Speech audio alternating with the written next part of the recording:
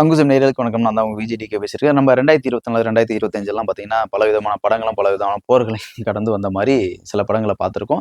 இப்ப 2026ல ஒரு புது படத்த பார்த்துருந்துருக்கோம். புது படம் எப்படி இருக்கும்? பயங்கரமா இருக்குமா? இல்ல சுமாரா இருக்குமா? இல்ல ஒண்ணுமே நல்லா இல்லாத மாரி இருக்குமா? அப்படின்னு எதிர்பார்த்து போன ஒரு படம் அப்படின்றது மாரி இல்லாம, ஒரு தீய பத்த வச்சா காட்டு தீ மாரி பயங்கரமா ஒரு பரவுன தீ தான் இந்த பராசக்தி. இந்த நெருப்பு பார்வோம் பற்றிக்கொள்ளும்.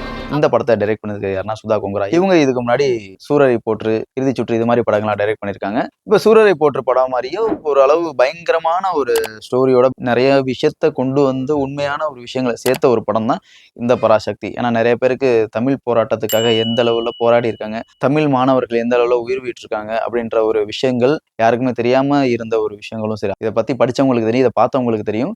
பிரச்சனை எதுவும் இல்ல சார். அப்ப பிரச்சனையை உருவாக்குங்க. இப்ப இருக்க ஜெனரேஷனுக்கு இத பத்தி தெரியாம சில விஷயங்களுக்காக அவங்களா தனியா போராடிட்டு இருக்காங்கல்ல, அவங்களுக்காக எடுத்த படம்னே சொல்லலாம். ஸோ இந்த படத்த பார்த்தாவது தமிழ் மொழிக்காக எவ்வளோ பேர் போராடி இருக்காங்க.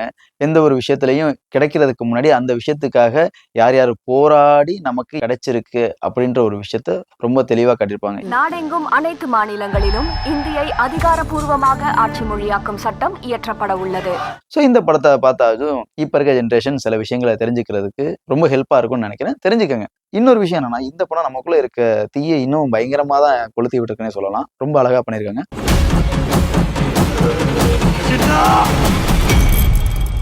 ஸோ இப்போ நம்ம படத்துக்குள்ள வரோம். இந்த படத்துல யார் நடிச்சிருக்காங்க அப்படின்னா, சிவகார்த்திகேயன், ஜெயம் ரவி, ஸ்ரீலீலா, அதர்வா, அப்புறம் மற்றும் பல பிரபலமான நடிகர்கள் எல்லாருமே நடிச்சிருக்காங்க. அவங்களுக்கு கொடுத்த ரோல ரொம்ப அழகா பண்ணியிருக்காங்க. குறிப்பா இதுல ஜெயம் ரவி, அதர்வா, ஸ்ரீலீலா, எஸ்கே இந்த 4 பேரோட கேரக்டருமே பயங்கரமான கேரக்டர்னு சொல்லலாம், பயங்கரமான ரோல்னு சொல்லலாம். ரொம்ப அழகா பண்ணியிருக்காங்க.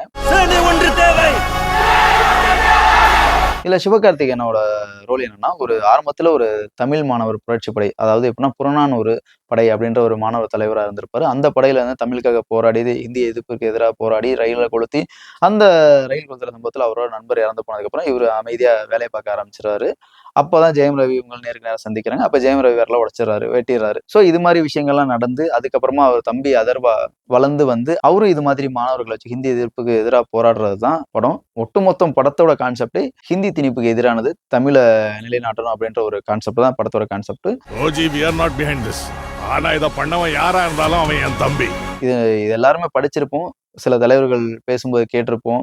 சில பேரு இதுக்கு முன்னாடி பொறந்தவங்க எல்லாருமே இந்த விஷயத்த பார்த்து வளர்ந்திருப்பாங்க. இப்ப தெரியாதவங்களுக்கு இந்த விஷயத்த பார்க்கும்போது ஒரு சில விஷயங்கள் நல்லா தெளிவாவே புரியும். இது அதிகபட்சம் ஒரு உண்மையான சம்பவங்கள எடுத்து வச்ச படம் தான். ஏன்னா இதுல இடையில சென்சார் போர்டு என்ன பண்ணியிருக்காங்க அப்படின்னா, ஒரு சில விஷயங்கள் சித்தரிக்கப்பட்டவை அப்படின்ற மாரி சில விஷயங்கள் குடுத்திருக்காங்க. நிறைய சீன்ஸையும் கட் பண்ணிருக்காங்க, நிறைய டயலாக்ஸையும் கட் பண்ணியிருக்காங்க. எதுக்காக சித்தரிக்கப்பட்டவைன்னு குடுத்திருக்காங்கன்னா, அது உண்மையான சீனா தானே இருக்கு. இப்ப பேங்க்ல போயிட்டு மேக்ஸிமம் பார்த்தீங்கன்னா, ஹிந்தில தானே ஃபார்ம் ஃபில் பண்ற மாரி இருக்கு. தமிழ் படிக்க மட்டும் தெரிஞ்சவங்களுக்கு தமிழ் எங்கேயாச்சும் இருக்குதா அப்படின்ற மாரியான ஒரு விஷயங்கள்லாம் அதுல அப்பயே காட்டியிருக்காங்க.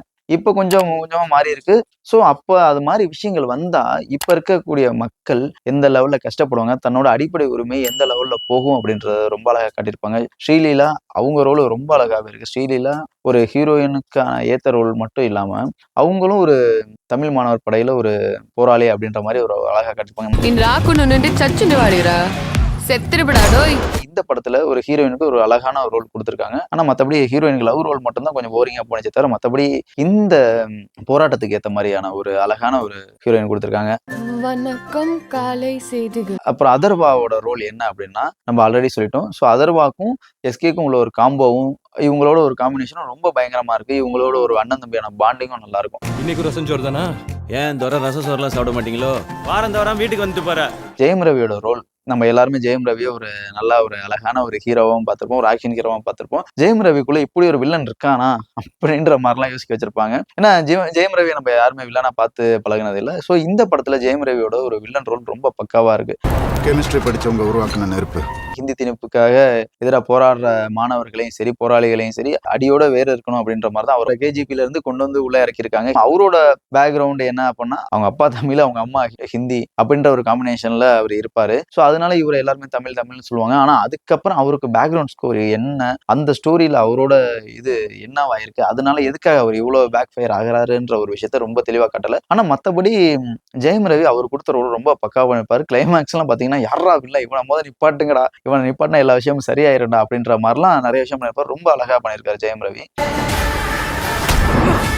அதே மாதிரி இந்த படத்தோட கான்செப்ட் வேற லெவல்னே சொல்லலாம். ரொம்ப அழகா சொல்லியிருக்காங்க. இந்த படத்துல ஹிந்தி திணிப்புக்கு எதிரான ஒரு விஷயத்த மக்கள் எந்த லெவல்ல போராடி இருக்காங்க, ஒவ்வொரு ஸ்டூடெண்ட்டும் ஒவ்வொரு தலைவர்களும் எந்த உச்சகட்டம் வரைக்கும் போயிருக்காங்க, ஊர் மக்கள்லாம் எந்த லெவல்ல ஒன்று சேர்ந்து போராடி இருக்காங்க அப்படின்ற ஒரு விஷயத்த ரொம்ப அழகா காட்டியிருப்பாங்க. உங்களுக்கு அரசாங்கத்தோட பிரச்சனை டெல்லிக்கு போய் உங்க எதிர்ப்பு தெரிவிப்படுத்துங்க. டெல்லி தான் இந்தியாவா? கிளைமேக்ஸ் சீன் எல்லாமே ரொம்ப விறுவிறுப்பா சூப்பரா கொண்டு போயிருக்காங்க. சிம்பிளா சொல்லணும் அப்படின்னா படம் சூப்பரா இருக்கு. தியேட்டர்ல போய் பயங்கரமா பார்க்கலாம். ஏன்னா இன்னொரு விஷயம் பர்சனல் ஒப்பீனியன் என்னன்னா, தியேட்டர்ல விட்டதோட ஓடிடில விட்டிருந்தா இன்னும் நிறைய சீன்ஸ் கட் பண்ணாம இருந்திருக்கும் அப்படின்ற ஒரு ஃபீல் எனக்கு இருக்கு. ஆனா இந்த படம் ஓடிடில பார்க்கறத விட தியேட்டர்ல பார்த்தாதான் ஒரு மிகப்பெரிய ஒரு ஃபீலை நம்ம எல்லாருமே ஃபீல் பண்ண முடியும். ஏன்னா பர்சனலா ஒரு விஷயத்த எடுத்துக்கணும் அப்படின்னா எல்லாருக்குமே ஒரு சில உணர்வுகள், தமிழ் உணர்வுகள் இருக்கும். ஆனா இப்ப இருக்க ஒரு ஜென்ரேஷனுக்கு தமிழ் உணர்வுகள்னா என்னன்னு தெரியல. தமிழுக்காக யார் யார் எப்படி போராடி இருக்காங்கன்னு தெரியல. அதாவது ஹிந்தி வேண்டான்னு சொல்றது எதுக்காகனா எஜுகேஷனுக்கு தேவை, படிச்சுக்கலாம். ஆனா ஹிந்தி திணிப்பு எல்லா விஷயத்திலும் மும்மொழி கொள்கை இருக்கக்கூடாது அப்படின்ற ஒரு விஷயத்த ரொம்ப அழகா தெளிவா காட்டியிருக்காங்க இந்த படத்துல. நாங்க ஹிந்தி திணிப்புக்கு தான் எதிரானவங்க, ஹிந்திக்கோ ஹிந்திக்காரங்களுக்கோ இல்ல. இந்த படத்தோட டிராபேக் பெருசெல்லாம் எதுவுமே கிடையாது. எந்த ஒரு விஷயத்திலுமே ரொம்ப வளவலா கொலகொலன்னா இல்லாம ரொம்ப ஷார்ட்டா முடிச்சிட்டாங்க. பாட்டுமே ரொம்ப அழகா இருக்கு. அந்த லவ் சாங் மட்டும் தான் கொஞ்சம் போர் அடிக்கிற மாதிரி ஃபீல் ஆனிச்சு. மற்றபடிலாம் எந்த லெவல்லுமே இல்லை. இந்த ஹிந்தி திணிப்புக்கு எதிரான ஒரு வில்லன் ஜெயம் ரவி மாதிரி தான் அப்படி காட்டியிருப்பாங்க. இதுக்கான உட்கரு யாருக்கிட்ட இருந்து இந்த விஷயம் உள்ள திணிக்கப்படுதுன்ற ஒரு விஷயத்த ரொம்ப தெளிவாக காட்டாம போயிட்டாங்க. ஸோ இந்த ஒரு விஷயத்துல இந்த படத்தோட கொஞ்சம் ஒரு டிராபேக் இருக்குன்னே சொல்லலாம். மற்றபடி படம் ரொம்ப அழகா இருக்கு. தேட்டர்ல போய் பார்க்கலாம். ஓகேவா? நம்ம மீண்டும் அடுத்த ஒரு ஜிலியன் சினிமா ஷோல உங்களை சந்திக்கும். நான் உங்க விஜய் டி.கே.